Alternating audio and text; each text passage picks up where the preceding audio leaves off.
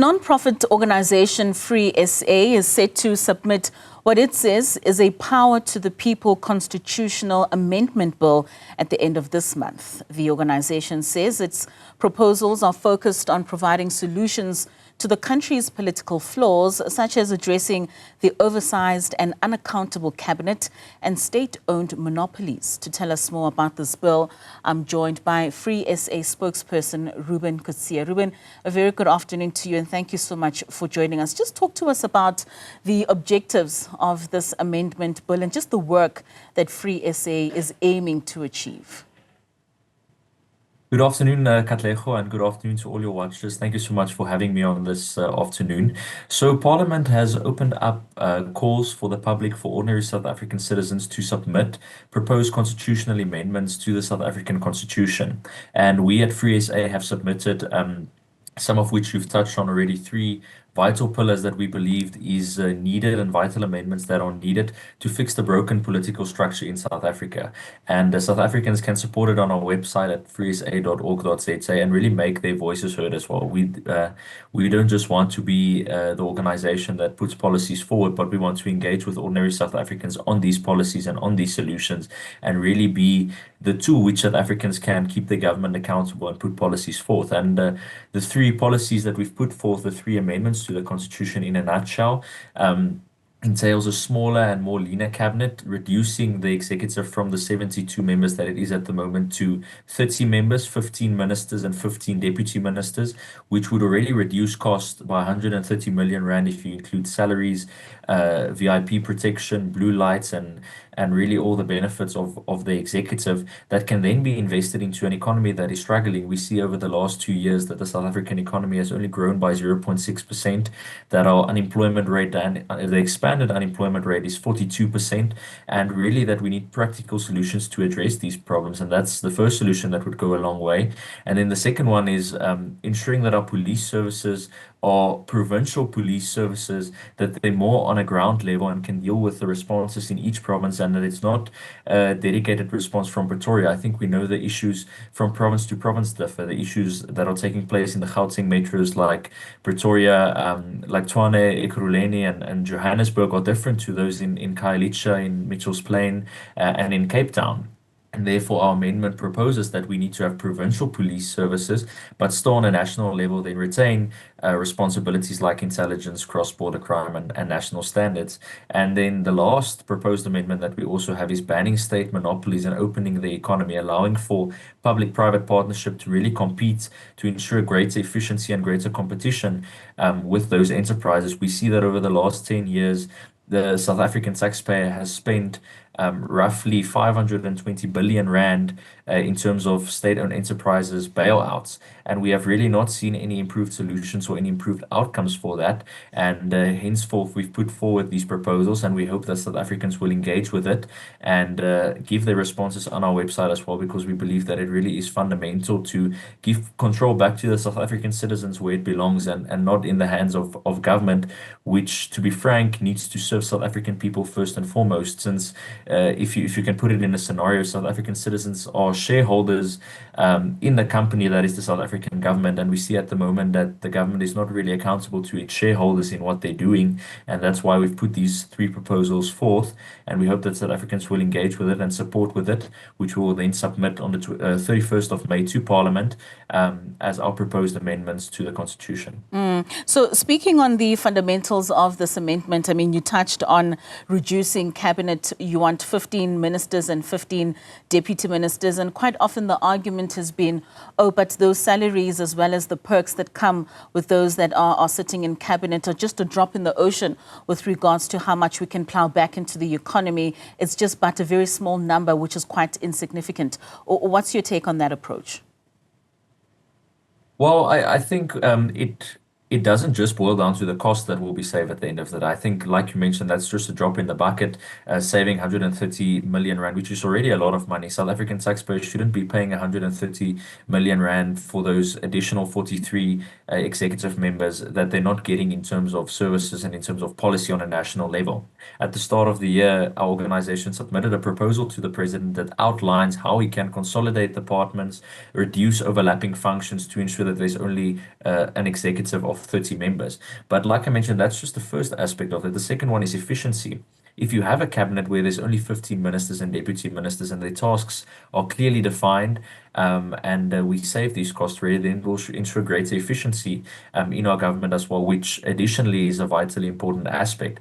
But like I mentioned, that's just the one aspect of the proposal. The second one with the police services, when you look at it from an economic standpoint as well, you can ensure that resources are allocated proportionally to the issues that's happening in the various provinces and allocated to the needs of the province. I think right now, if one would look at the police budget, there's a lot of wasteful expenditure because it's a very much a top to bottom approach rather than a bottom up approach, and that's one of the proposals that we also include as part of the provincial police services, is that local communities should be able to deal with their problems directly and not having to await national responses.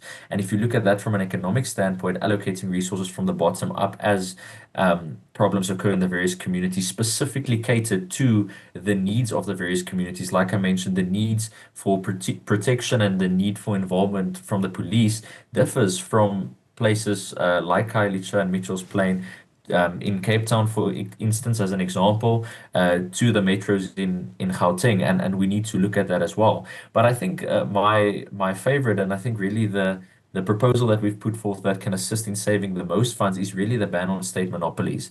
Like I've mentioned, we've spent 520 billion rand over the last 10 years, and we've really seen a further decline in our state-owned enterprises.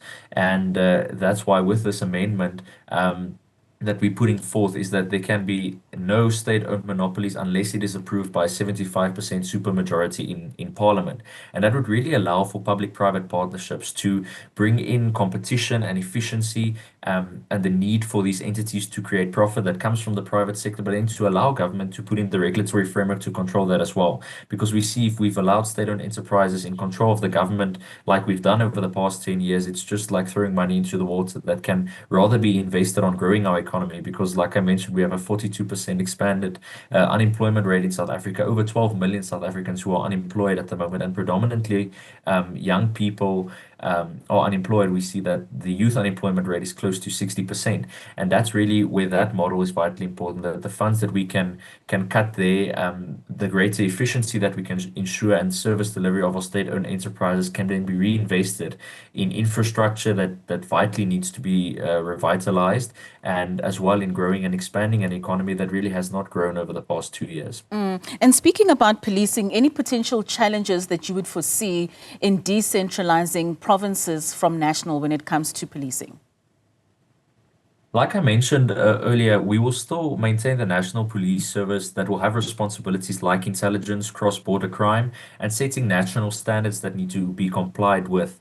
But putting the power back into the provinces, and especially on a local government level, will help that the issues of the specific province and the specific community can be dealt with on a real-time basis on a ground level. So we don't foresee any challenges with that. Like I mentioned, there's still a standard that will need to be upheld by the National Police Services, and that those in the provincial police services would need to comply with. But those will be general standards that they need to comply with to really empower them to address the issues in their communities on a more real level. I think when you look at the problem that we have with gender-based violence in our country, for instance, expecting the National Police Service to be able to deal with that on a real-time personal level, because it's a really personal crime, it is not feasible at the end of the day. But empowering the provinces, let's say provinces who have a bigger issue with gender-based violence, for example, to allocate resources accordingly and to equip the officers accordingly to deal with those problems in their communities is a very feasible and a very practical solution. And I think at the end of the day, South Africans want feasible and practical solutions. I think we're tired of talking, and we really want to give citizens the power back to be in charge of what's happening in their country and to make their voices heard. And that's why we really hope that South Africans will support this proposal and will give their input on this proposal so that it can be refined and accordingly cater for the needs of ordinary South African citizens. Speaking about that, I mean, the concept power to the people is about citizens holding political power amongst themselves. Do you believe South African citizens are ready to take political power amongst themselves and have less reliance on government?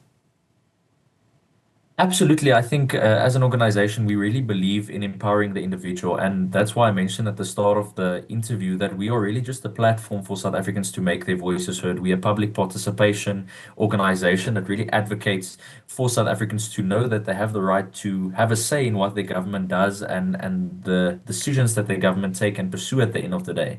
And like I mentioned, the example of the government being the directors and the citizens being shareholders, it's not something that we really see that's happening in our country at the moment. The directors are not accountable to their shareholders on a practical basis because the shareholders don't always know where they can keep the government accountable and make suggestions as to the policy that government should pursue. And that's why for us, we really just see ourselves as a facilitative instrument for South African citizens to make their voices heard. And you mentioned political power. There's a lot of ways that one can do that by exercising your vote at the ballot box. That's something that we only do every 5 years, or with local municipal and local elections as well. But there's a citizen duty as well that is continuous, and that is formats like this where one can participate in public participation platforms, make your voice heard, and really give your input on the policies that the government pursue. And that's really our call to South Africans, is to not just be a citizen that once every 5 years goes to cast your ballot, but to be an active and an involved citizen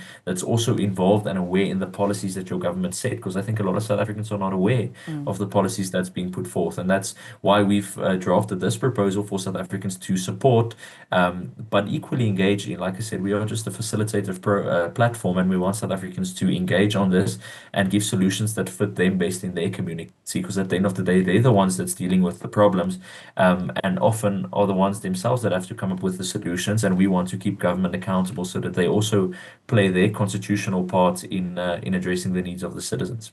Active citizenry is certainly very important. Reuben, thank you so much for your time. And we look forward to that submission at the end of May to Parliament with regards to that power to people, that constitutional amendment bill. Thank you so much for joining us. That's the FreeSA spokesperson, Reuben Coetzee.